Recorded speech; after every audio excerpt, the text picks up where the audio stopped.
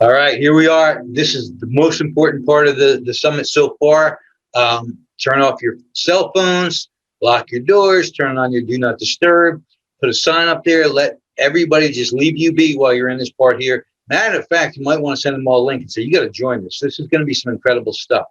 Our next speaker needs no introduction, yet he's absolutely earned an introduction. And I don't know if I could do it justice. I mean, there's a small percentage of the people on this planet that are walking around with a purpose, a reason, an impact, leaving a legacy. And this is one of those people.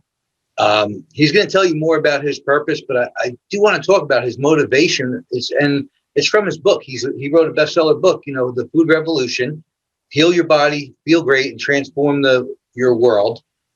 In that book, he goes on to explain how the modernized diet is the primary culprit behind heart disease, cancer, Alzheimer's disease, type 2 diabetes, the obesity epidemic. And that's what we've been talking about this whole time.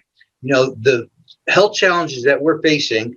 And he's saying the cause behind it is the industrialized diet. When you hear him break it down, you're going to realize, man, there's a lot of information here that people need to know about. The studies show, and he cites this in his book, 678,000 deaths in the United States and 11 million worldwide in just 1 year from this modern diet, okay? The average physician in all their years of medical school, and you know how long they go to medical school and schooling, and they get 19 hours of nutritional education. Is that crazy? 19 hours. So we want to hear from one of the experts in this industry. We know food is the foundation of health, but our medical system treats it like it's an afterthought. It's going to be a little bit controversial and revolutionary when you hear it for the first time, but when you look into it and you follow the stats and the statistics and the studies, you go, wow, this makes a lot of sense. Our first speaker, our next speaker is Ocean Robbins, and I am so excited that he's on board with this. He heard about the I Choose Fitness Challenge, and he said, I'm in. How can I help? What can I do? Fitness is, as we all know, a combination of exercise, nutrition, and mindset. Ocean's going to talk to you about all three, actually. But he is the master when it comes to nutrition. Him and his dad started the Fitness Revolution, and they've got over 650,000 members. They just launched their new one this year. He said it was their best year ever. Coming out of the pandemic has changed the way people view their own personal health, and they want to start taking more responsibility. And this is living proof of it. Ocean is an international influencer. He's got 206,000 people follow him on Facebook, 10,000 Twitter followers, 69,000 follow him on Instagram. He serves as CEO and the co-founder of the 600,000 plus members of the Food Revolution Network. It's the largest community of healthy eating advocates on the whole planet. Ocean has held hundreds of live seminars that have touched millions of lives in over 190 nations. His grandfather founded Baskin Robbins. His father, John Robbins, walked away from that family company.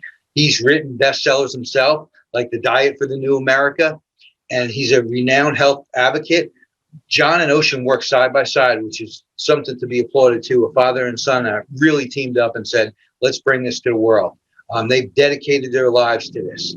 Now, Ocean's on a mission to transform the industrial food culture into one that celebrates and supports healthy people on a healthy planet. Without any further ado, I am so excited to bring on our next guest that really could change the way you view the world from today forward. So help me welcome Ocean Robbins. I'm sure I wish you could hear you all applaud, but let's bring him on. Come on in, Ocean. Welcome, Ocean. Welcome. We are great so to be with you, Bob. Thank you. I can't tell you how the people at I Choose Fitness are excited to hear that you're part of this.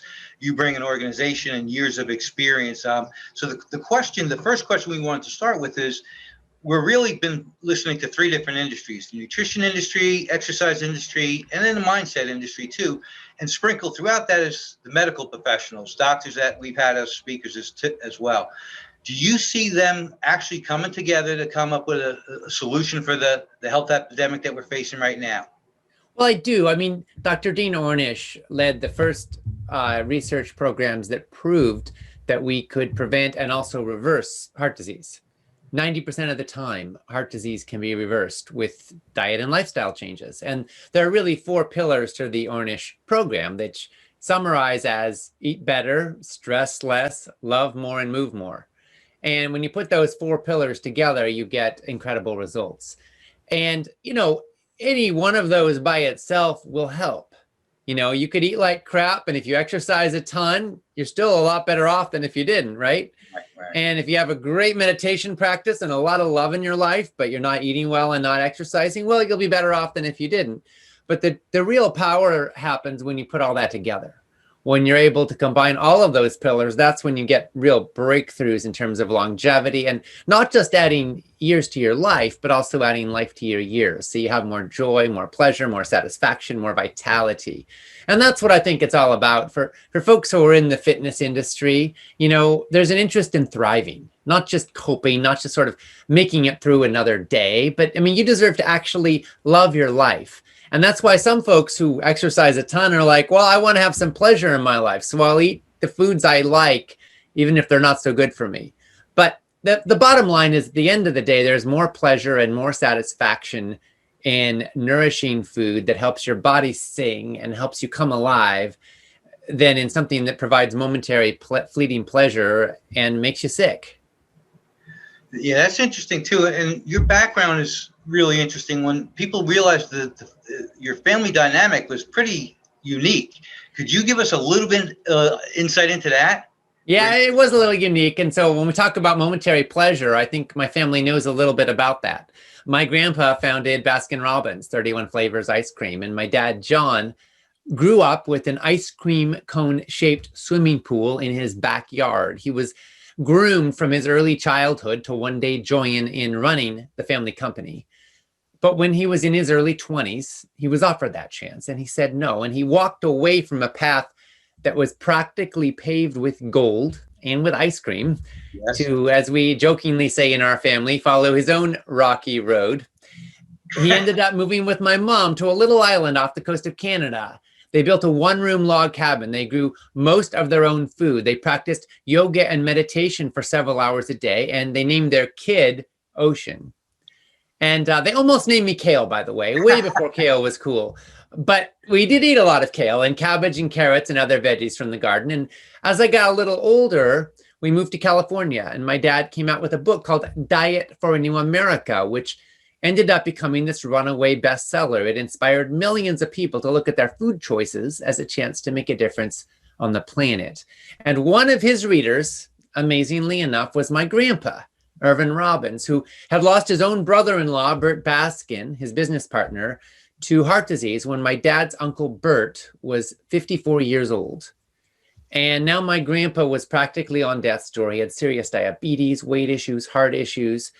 His doctors told him he didn't have long to live unless he made some big changes, and they give him a copy of a book to read. It's called Diet for a New America by his son, John Robbins. And amazingly enough, my grandpa read the book, he followed its advice, and he made big changes. He cut out sugar, he cut out processed foods, he cut way down on his meat consumption. He started eating a lot more whole plant foods. He gave up ice cream, for goodness sakes, and he got incredible results. He reversed his diabetes. He reversed his heart disease. He lost a bunch of weight. His golf game improved 7 strokes. So he was a happy camper. He lived another 19 more healthy years. So we really have seen in our family, as in the case of my dad's Uncle Bert and the path my grandpa was on, that when you eat the standard American diet, you're likely to get the standard American diseases. But we've also seen what can happen when we make a change. And so my passion is to share this story with as many people as possible, and to really say that at the end of the day, 31 steps to health can bring you more pleasure, more satisfaction,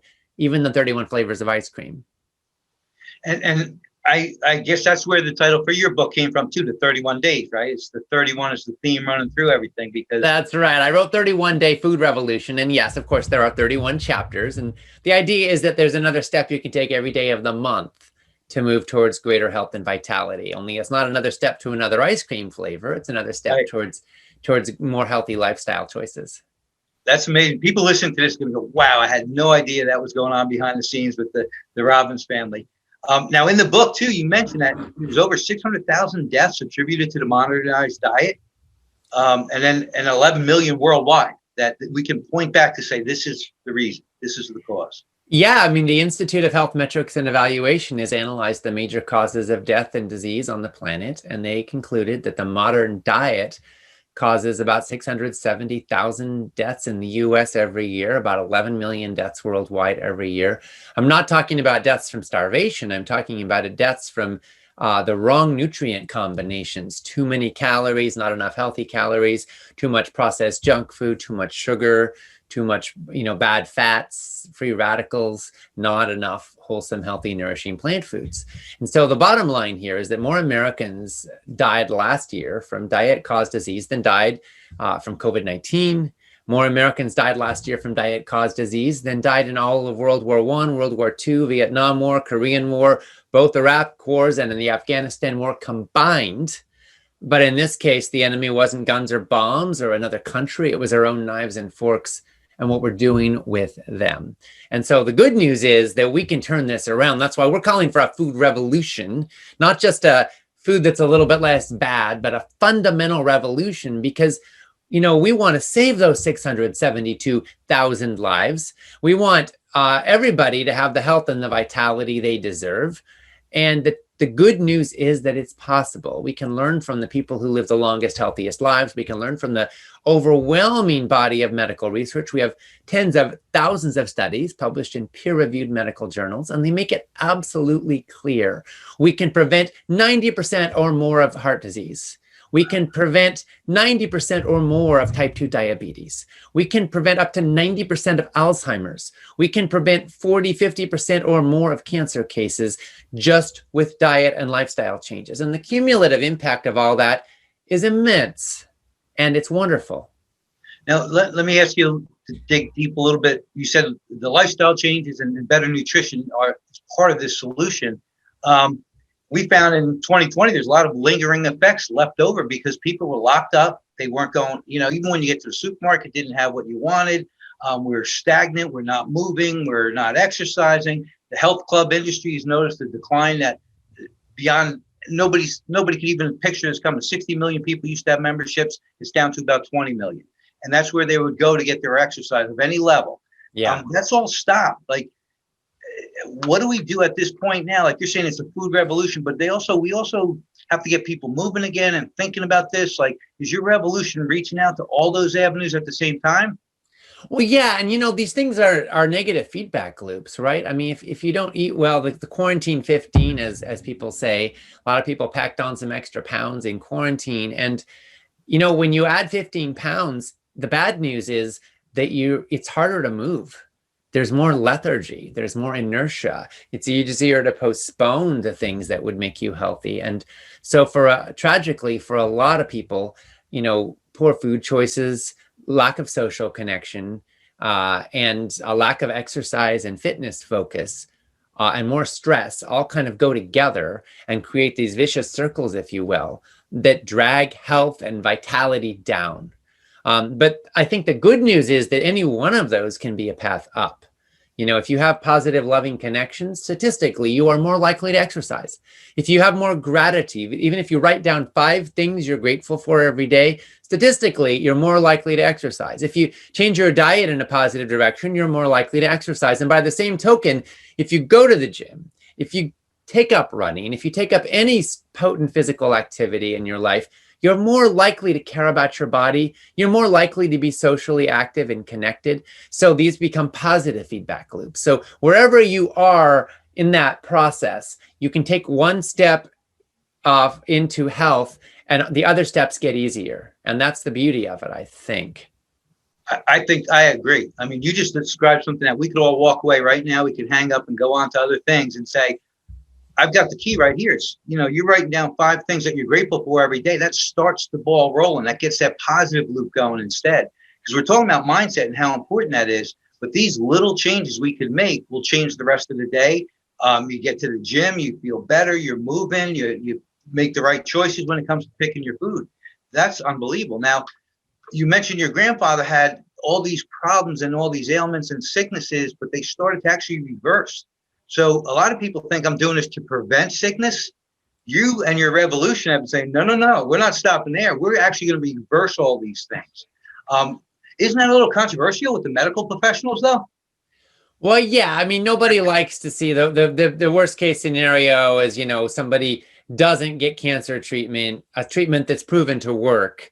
and they're trying to be all natural and they die of cancer. And, you know, that's happened, right? Sometimes people have foregone helpful treatments for unproven, things and quackery or whatever it's called, right? But what I'm calling for is complementary medicine, where we use the best of whatever works in the medical system, but we also don't stop there. You know, honestly, drugs and surgeries should be the last resort. An ounce of prevention is worth a pound of cure. And most cases of chronic disease didn't have to happen in the first place. You know, the United States spends 19% of our gross domestic product on what we call healthcare. But you know, and I know it's not healthcare, it's disease symptom management. You know, the vast majority of that is not fixing broken legs. It's not patching people up after car accidents. The vast majority of that is treating lifestyle-induced chronic illness year after year after year after year. The average senior is taking 16 drugs a year in the United States right now. That's impacting people's lives in all kinds of ways. It's also having a huge economic impact. We could save 60% or more of our healthcare spending. I'm talking trillions of dollars just by focusing on diet and lifestyle changes. And the impact of that is just immense on our economy, on our well-being, on our communities, on our family systems. When grandma and grandpa live long, healthy lives instead of being locked up in an Alzheimer's ward, you know, that has an impact on how their kids feel, how their grandkids feel. These things are not isolated. They're all connected. And so when you choose to invest in your health, you're actually helping change the game because you're modeling another way of living on this planet. You're showing that you matter, and you're also creating a model that says that life matters. And humans are very social creatures, and we tend to follow what we see around us. So when people you love see you modeling healthy habits, they are more likely to themselves engage in healthy habits. The number one indicator of somebody who's going to develop obesity is having obese friends. But by the same token, when you have friends that are vital and healthy and thriving, they're going to pull you up. They're going to lift you in the right direction. So you get to be that for the people that you love. That's awesome. Yeah, and I mean, obviously, that's how it spreads. Is you become a product of your environment, but you get to choose your environment too. You use the word choose very often so far. That we have personal choice here. We can make these kind of decisions. What type of exercise program do you have going on now? Are you active? Do you bike ride? What do you do for yourself physically? So I do a lot of stuff. I love moving. I always have. So I bike everywhere that I can locally that I'm not taking my kids. So that just sort of builds in a lot of exercise regularly. I love going for walks at the beach and in the park and with friends and do that sort of thing a lot. I play racquetball at a local gym 2 or 3 times a week. Embarrassed to say my wife and I are pretty even, but I think I'm starting to get the upper hand. But it's so fun. I love that when you're just pouring sweat and you're not even trying. It's not like, oh, I got a lot of calories that burned today. No, you're just like want to win, right? So anyway, that kind of stuff's fun. I work out with my dad twice a week. He has a home gym, and so he got during the pandemic, and so we just love that, and it's super fun. We've been working out together for about 25 years, let's see. I also like to run. Not like I used to be a big runner. I ran my first marathon when I was 10. I was competitive in my younger years, but nowadays I more just run for fun and a couple miles. Nothing huge, but it's nice to keep the knees and joints in shape. And get the calories, get the heart pumping. And I dance. I'm an ecstatic dancer. So I live in a little community, and we have dance mornings twice a week, which I just love. And sometimes I just put on headphones and dance. And I try to move throughout the day too. This is an interesting thing. There's studies showing that basically sitting is the new smoking. And a lot of us spend so much time at desks and in offices. And so literally, if every hour you can get up and move around for a couple of minutes or dance or something, it totally changes the dynamic. I'm not saying that's all you need, but it makes a huge difference, because literally 6 hours of just sitting in one place can undo a whole Mike's morning exercise routine in terms of its net impact. So that frequency of movement is really important. There's a lot of studies on this. And by the way, even just 20 minutes a day of brisk walking in studies has reduced Alzheimer's risk by 40 to 50%. Wow. So these things really do matter a lot. Yeah, and I like the way you present it too. It is, you're making these little decisions, but just the way you named your exercise regimen, it's all over the place. You love the active lifestyle. One of our speakers owns a company called Active Wellness, Bill McBride, and that's what he talks about. It's just your day becomes active, not stagnant. And if people just make these little bit of changes, then they're more conscious of how they're eating and where they're getting their nutrients from, everything starts to get better, and then it snowballs after that. It becomes a lifestyle. And that's what we're facing right now. There's a lot of bad habits that have been in motion for a year. And we want to try and help undo those bad habits and get people on the right track with people like yourself and telling us these little things that you gave us so far. There's a lot of nuggets right there that, again, if we stopped here, you can turn somebody's life around just from what we've heard so far. Now, that leads me to this one. What motivated you to write your book? Like, what was it at that time where you said, I got to get this into print? Well, I wrote 31 Day Food Revolution because I felt like for a lot of people, the biggest problem wasn't knowing what to do. It was doing what they know.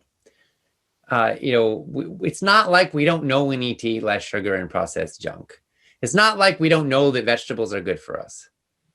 But there's a huge difference between knowing that and actually putting what we know into action. And, sure, some people are confused about, are carbs good or bad? And are there good fats? And, what about meat? And, what about pasture-raised meat? And what about fish? And what about eggs? And, there's controversy on some of these topics. But at the end of the day, there's not serious controversy about what we need to do. The vast majority of what we need to do is universally agreed on by serious researchers. We need to eat less sugar and processed junk. We need to eat less animal products, especially from factory farms. We need to eat more whole plant foods. And, we need to get away from pesticides and toxins in our food system. And these are pretty universally known things. So I wrote 31 Day Food Revolution to make it easy step by step to walk through how to implement that in your life. So it's a 31 chapter book, and every chapter ends with simple action steps you can take to apply what you learned. And part 1 focuses on detoxifying. It's getting rid of the bad stuff. Part 2 focuses on nourishing. It's saying yes to the really good foods that have been proven to support vitality and wellness. Part 3 is gather. It's about the social side of food and how to build a healthy food community. This is where I think most diet and lifestyle books really miss the boat, is that they miss the fact that we're social creatures and we tend to do well in community. I mean, that with exercise, right? Like when you've got a partner to hold you accountable, you're vastly more likely to show up at the gym regularly or to go out to your running group or whatever it is, because you've got some accountability there, right? And the same is true with food.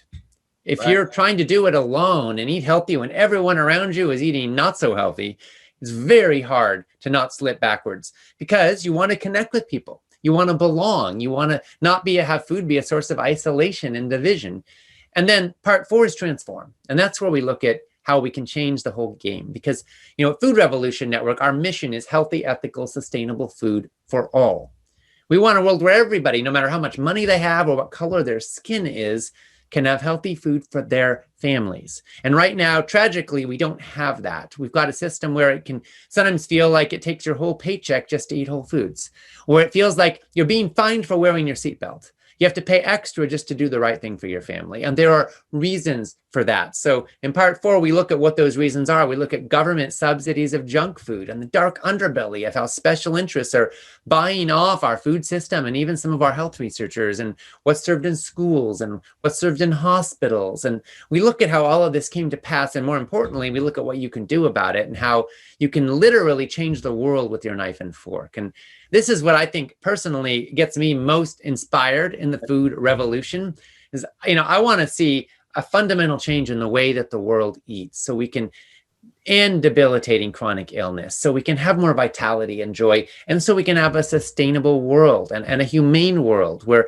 animals are treated with respect, where we're leaving a healthier world for future generations with topsoil, with water, with forests, with clean air. And we can help create that too with our food choices. Yeah, and they're all little steps, like you were saying. We're making the right decisions throughout the day, and it adds up. And it really feels like once we have this information, everyone's on board with it. We already know what you just said. We know it, but we need to reinforce it. We need to live it. We need to embrace it, and we need to change it. Like that's what I Choose Fitness is about. Is every day I'm going to make a personal decision. And I was telling somebody since we started this campaign, when I get up in the morning, my first thought of the day is I choose fitness. I'm not going to hit my snooze. I'm not going to worry about it. I jump out of bed like I'm ready to go because I know that's my first decision. And I have a couple more to make throughout the day. And I feel great when I make those decisions. But I am concerned about the confusion you mentioned, that there's so many different diets out there and so much different information. And some of it is bad information. And we get confused. So when people are confused, they do nothing, right? What about something as simple as GMOs versus non-GMOs or organic versus not organic? Is there something that we all need to know about those two decisions, let's say? Yeah, there is. First of all, don't make the perfect into the enemy of the good. If you're choosing between, say, or an organic donut and non-organic kale, go for the kale. Wait, can you say that again? Can you say that one more time? Choosing between an organic donut and non-organic kale, go for the kale. Don't make the perfect the enemy of the good. That's it. Wow. Yeah. Wow. Yeah. Okay. So, you do the best you can. We have tens of thousands of studies published in peer-reviewed medical journals telling us essentially vegetables are good for you. But most of those vegetables were not grown organically, and they're still good for you. So do the best you can with what you got. That said, we have hundreds of pesticides that are being used on commercial produce today in the United States. Many of them are banned in other countries. And these pesticides, many of them are endocrine disruptors. Many of them are linked to increased risk of cancer. The dose determines the poison. And so the manufacturers will always assure us that there's legal limits and, we're well within those legal limits. But what the studies usually fail to recognize is that these things don't exist in isolation. They can bioaccumulate. And when you've got hundreds of different pesticides in the food system, well, those add up. And it's not just that. They add up on top of other assaults on the nervous system and the immune system and the endocrine system, like plastics in our environment, like off-gassing from a couch or a car or, air pollution. And so you put all these things together and we're living in a bit of a toxic soup. And so any step you can take to reduce your toxic load can reduce your risk of cancer and diabetes and birth defects downstream in future generations and all sorts of other issues. And so it makes sense then to want to reduce your pesticide exposure. And the best way you can do that is to go for organically grown foods because those are grown without synthetic pesticides. If you can't afford that, still eat your vegetables. But one thing you can do with produce in particular, studies show that when you soak it in a solution of like a gallon of a gallon of water and a tablespoon of baking soda, swish that up and soak your veggies in that for 10 minutes, it gets off about 3/4 of the pesticides that are on the food. Wow, so that's a step, and then you can rinse it after that real quickly. And so if you can't afford organic, then that's something you may want to consider with your fresh produce and your fruits to help get them clean of any pesticide residues that might be on there.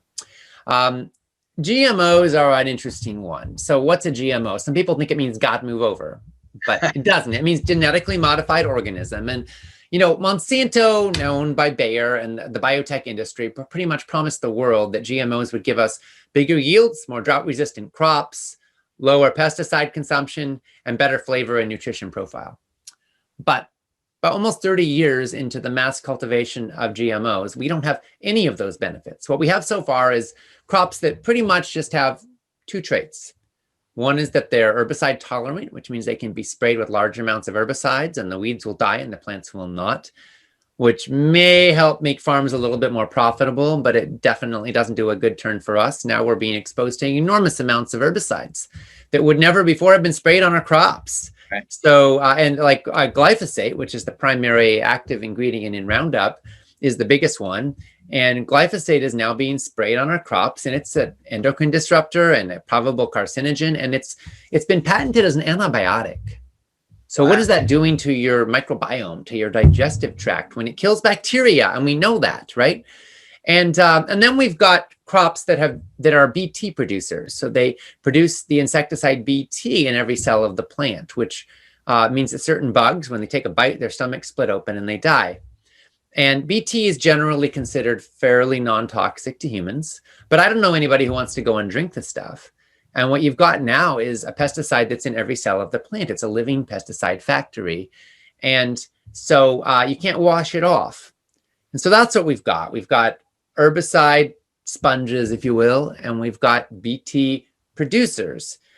And we've got a net increase in pesticide consumption. We've got no net increase in yield. We've got no reduction in water requirements, and we've got no improvements in flavor or nutritional value from GMOs. So I'm not a fan. If you want to steer clear of GMO crops, then the number one crops to look out for are corn, soy, canola, sugar beets, cotton, which is used for cottonseed oil, and alfalfa, which is fed to livestock. There are some others as well. There's some zucchini or summer squashes that are genetically engineered, certain varieties of pineapple and papaya, Hawaiian papaya. But these are in smaller quantities in totality. And if you go organic, then you're by definition getting non-GMO. So going organic is probably the best way you can protect yourself. And a lot of people go non-GMO and they're like, woohoo, I'm doing this great thing. And they don't realize that they're still getting food that's sprayed with pesticides. It still might be junk food. I mean, there's non-GMO donuts, right? That's still not good for you. You know, you can go, I appreciate non-GMO. I think it's a step. Organic's a much bigger step. And it also captures non-GMO as well. So that's sort of the gold standard. Yeah, and the reason that was so important to ask is I don't think anybody knows that, Ocean. Like you just went through a litany of evidence that there's danger over here, and we can avoid it by making a different choice at the supermarket. And I believe the farmers want to do the right thing too. But if the government's subsidizing the GMO world, it makes it more difficult. But that's where it comes back to us. Now, if everyone started to make the decision to buy, let's say, organic instead of GMO, now that they're aware, would that industry start to shrink? You know? Yeah, it absolutely would. You know, I mean, supply and demand is powerful. And that's why, you know, marketplace forces are responsive to consumer demand. And it's why we're seeing an explosion of plant-based foods right now on the market, because suddenly enough people are interested that companies are realizing there's money to be made. I mean, Burger King didn't start offering a plant-based burger because they suddenly had this spiritual awakening and said, oh my gosh, we're killing people and giving them heart attacks and we're fueling destruction of the rainforest. Let's save the world, company. Let's offer a plant burger. No. They did it because they could make money at it, right? And that's why McDonald's is working on the McPlant. Because they can make money at it. So, you know, they're creatures of financial interest, and they're accountable to their stockholders. They're not accountable to future generations or to your health. But at the end of the day, if enough people want a certain thing, they'll be responsive to that because they're kind of values neutral, if you know what I mean. It's not like there's nobody there staying up all night saying, how do we give more kids diabetes? No, they genuinely are just trying to be a profitable company in an economic system that rewards certain behaviors.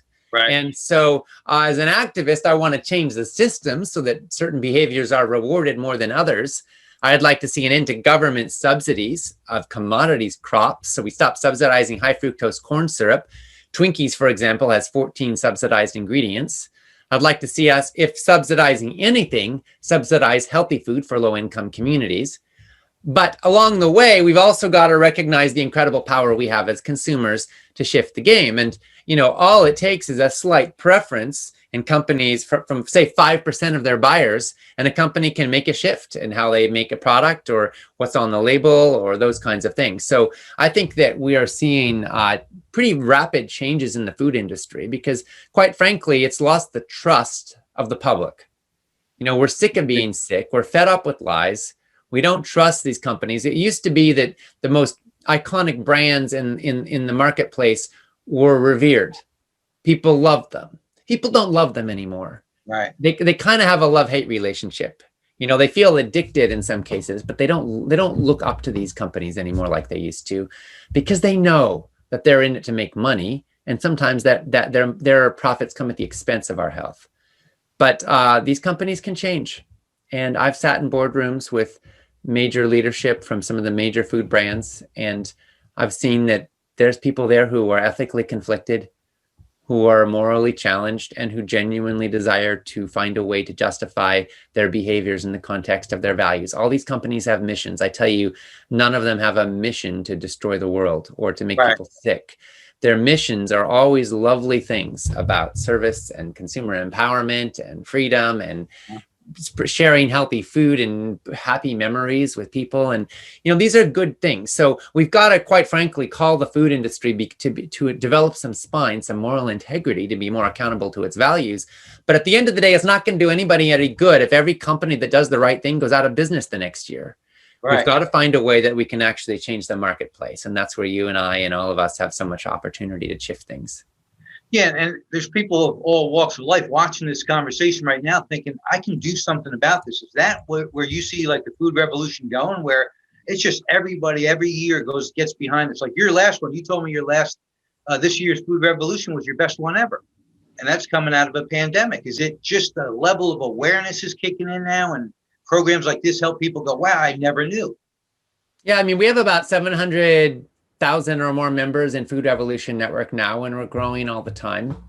And, our blog is growing and our email reach is growing. And every time we just put on pretty much our biggest Food Revolution Summit in history, maybe the biggest online health summit in history. And, we had over 300,000 people join in. Wow. And, I think that what we're seeing is that people really are fed up with the status quo, and they're ready to make a change, in their lives. Obviously not everybody, but I feel like we're reaching a tipping point. I mean, for example, the number of Americans who identify as vegan in the last 10 years has quadrupled.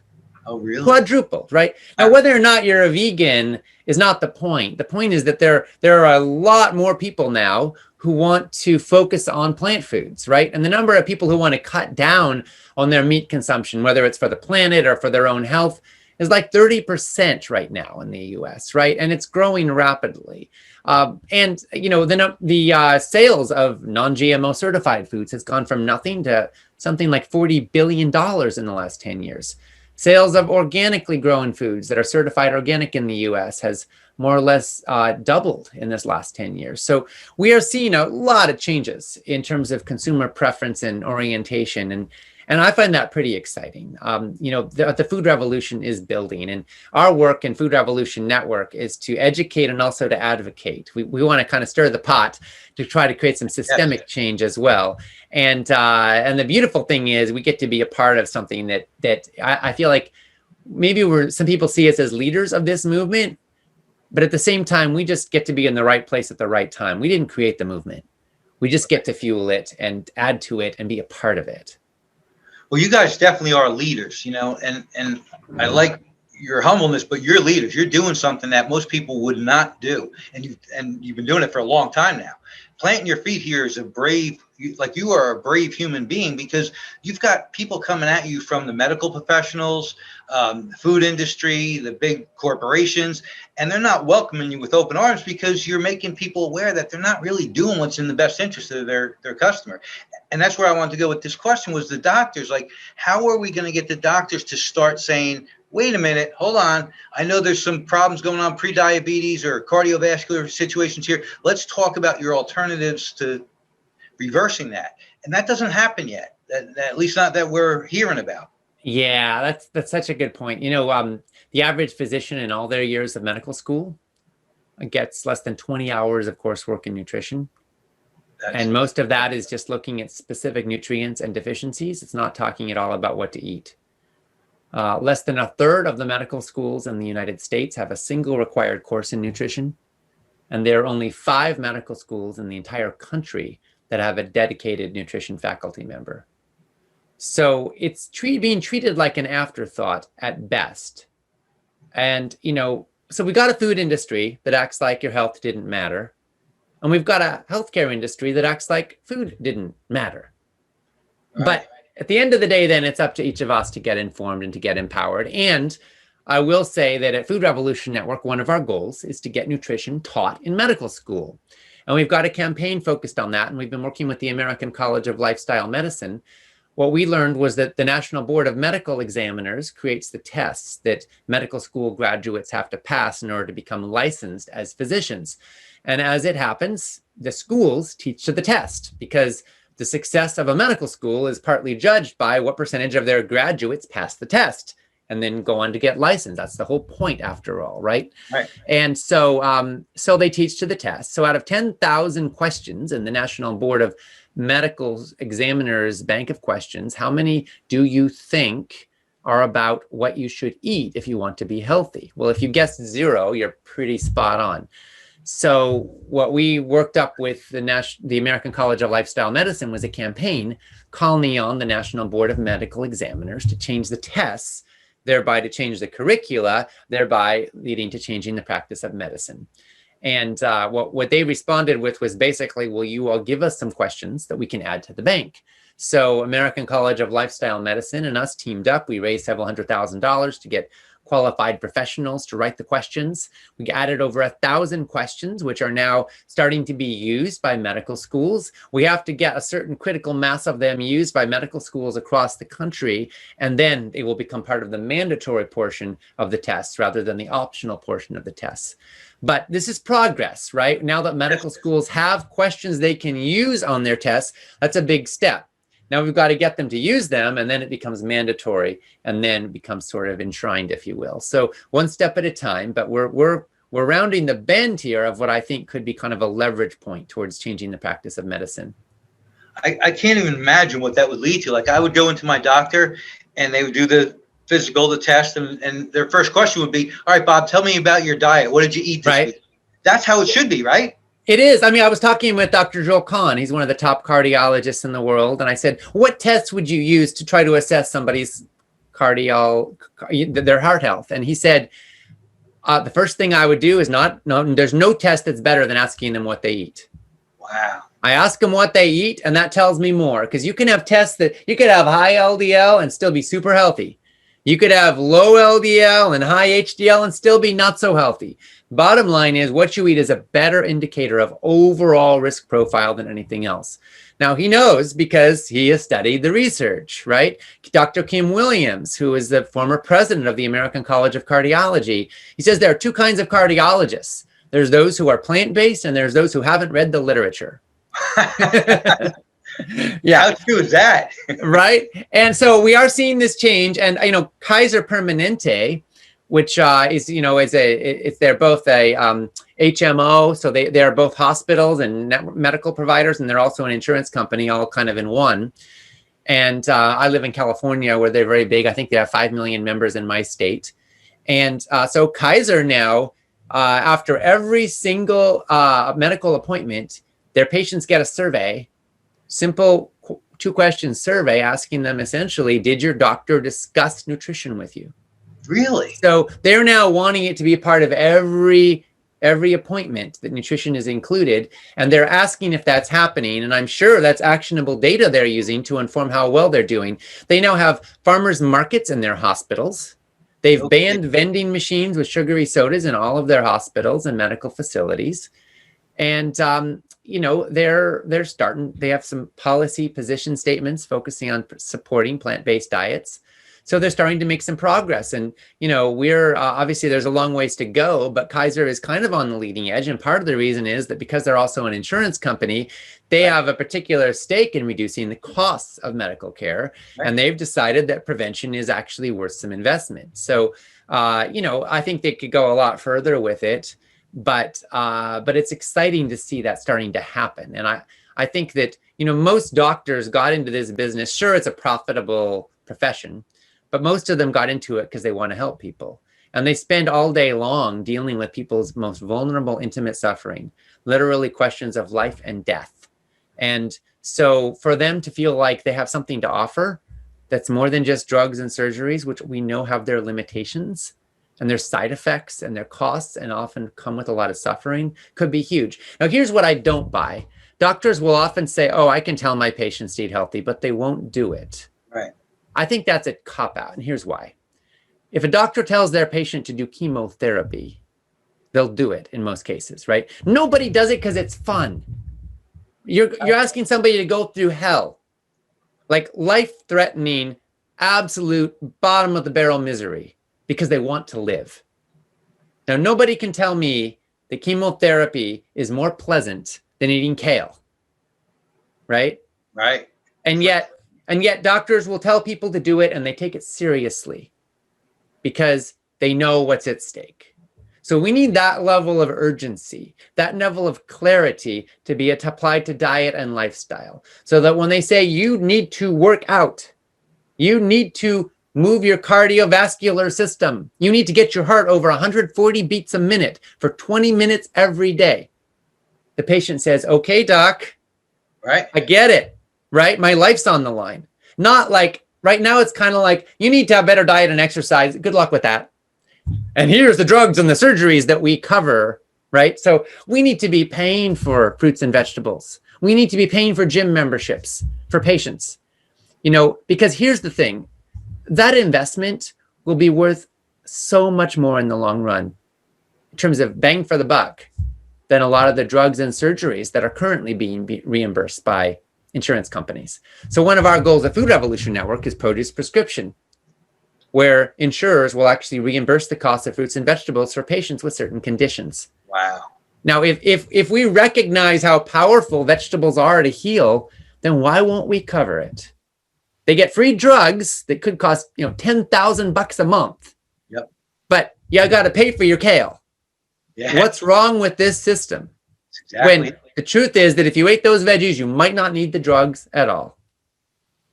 And that's prevented. We didn't even talk about the, you know, reversal and what the benefits of that would be. And the same with the Right. gym memberships. Some corporations are now reimbursing their employees. And we love to see that. Like you're investing into your employee. And what is it? $50 a month? Like a month. Look, just picture what one prescription running through the corporate plan is going to cost them. You know, so yeah, I love hearing about these little incremental improvements because it's going to lead to exponential growth for all of us, you know. And we want to get behind this movement in a big way. The I Choose Fitness team is just so excited about the fact that once people embrace you need all three, you need nutrition, exercise, and mindset. You have just given us the mindset and the tools to have a really positive mindset throughout here. And it's all little easy to do things. So you're going to look in the camera and tell that person who's afraid, Ocean, they're saying, I don't know, I can't change my whole lifestyle, or I'm not in shape enough to go to a gym. What do I do? Like, how do I start? You start where you are, with love, with compassion, and with determination. And you look at where you want to go. And you say, how can I take a step forward? A lot of people try to go too far, too fast, and then they crash. You know, if you're aiming an arrow out and want to go as far as possible, there's a certain angle, a certain height. That's perfect. If you go straight up, it'll come straight down, hit you in the head. If you go too low, it'll just go straight into the dirt. There's a perfect angle. So in your own path, depending on the force and the potency of your movement, how motivated you are, there's a perfect angle. Some people are so motivated, their life's on the line, they'll do anything to live. And they'll change their diet, they'll go cold turkey, they'll eat a completely different diet, and because they want to survive. But for other people, it's not so urgent. There's too many pulls, or they're stressed out, busy, overwhelmed. And the key thing is that it isn't what you do for a day or a week or a month that matters. It's what you do for the long haul. It's the habits that shape your destiny, not your willpower. So you've got the right use of willpower is to shape new habits. You know, the best time to repair a roof is when the sun is shining, not when it's pouring rain and there's leaks pouring in the house. You know, the best time to get set up with a healthy lifestyle habit is when you've got a little time. So if you've got some time on the weekends, cook in quantity, shop from a list, cook a big quantity of healthy food and have it around all week. Put some in the freezer for some lean moments when you're stressed out and exhausted after a long day of work. You know, plan ahead like that. Make dates with friends to go to the gym together, or go for a hike together, or do something fun together. Get a groove going. The more you have a groove and a familiar, repetitive pattern, the easier it gets. Because the bottom line is that you will be shaped by what you do when you're on autopilot. Right. So get the autopiloting gear and everything changes. And for a lot of people with food, it's like develop one new part of your starting rotation, like one recipe you make every week or even a couple times a week. and that you like and that's good for you, and then add another one and then another one, and just swap out the bad with the good, one thing at a time. You know, you don't have to be perfect. You don't have to nail it on the first day. Just keep going. And, you know, some people try out an exercise routine and they're like, oh, I didn't feel good. Well, there's two possible explanations. One is that you're sore because your body actually needs to do more. And the other possible explanation is that's not the right thing for you. Yep. So sometimes you just need to practice and try something a few times. But here's the other thing. It can take a little practice to get to know whether something really does or doesn't work. So, for example, kale, the first time somebody eats it, it will almost certainly taste bitter to them. And that's not just because of history. It's also because of saliva. So when you eat kale about 10 times, about the 10th time or so, it starts to taste sweeter because your body literally secretes different saliva proteins to break it down in your mouth, and that changes the way that it tastes. And I think working out is similar. I mean, most people, if they're not in good shape, the first few times, maybe even 10 times, there's more pain than gain. You know, it kind of hurts. And sometimes it even hurts more on the second day after an intense workout than the first day. But once you get in shape, your body recovers faster and you learn how to enjoy it more. And you have more of the pleasure, more of the endorphins, more of that alive, vital feeling, because your blood knows how to flow and your muscles know how to engorge and they know how to expand and they know how to get going. So I think with all healthy habits, whether we're talking about meditation or building loving connections or diet and dietary change or exercise, they all have this in common, that practice makes perfect, that getting to know it and making friends with it makes it easier. And over time, it gets easier and easier to do the right thing until you can be on autopilot, but you're in a positive feedback loop on autopilot. So your life gets fuller and fuller and more joyous, more and more satisfying and more alive. That is awesome. And I know I don't want to steal any more of your time. I am so grateful for what you've given us today. And I'm sure everybody on here, we're going to get some feedback for you. Is there, we get inspired every year when you do your Food Revolution Summit. Is there any way we can get you to allow some of these people here to get a peek at that at least, or download it or see some of it? Yeah, I sure can. So every year we host the Food Revolution Summit. My dad and colleague, John Robbins, and I interview 24 of the top food experts on the planet and share the latest breaking insights about food and health and what you need to know now about it. And so we've got the latest Food Revolution Summit is available. I think we can get a link down below here so people can jump on in. And you can actually access the entire most recent Food Revolution Summit and listen to all of these mind-blowing interviews with the top experts on the planet about food and health completely for free for 48 hours. So go ahead and click on that link and jump in and feast yourself on life-changing, health-boosting wisdom. Yeah, and we can't tell you how much we appreciate everything you've done for us today and in the future as well, Ocean. We are proud to be partners with you, and we want to support your cause as much as we can. Thank you, Bob, and bless you. And everybody watching right now, thank you so much for your time and your attention. Let's do this. We're on it. Thanks, Ocean. We'll talk again soon. Yes.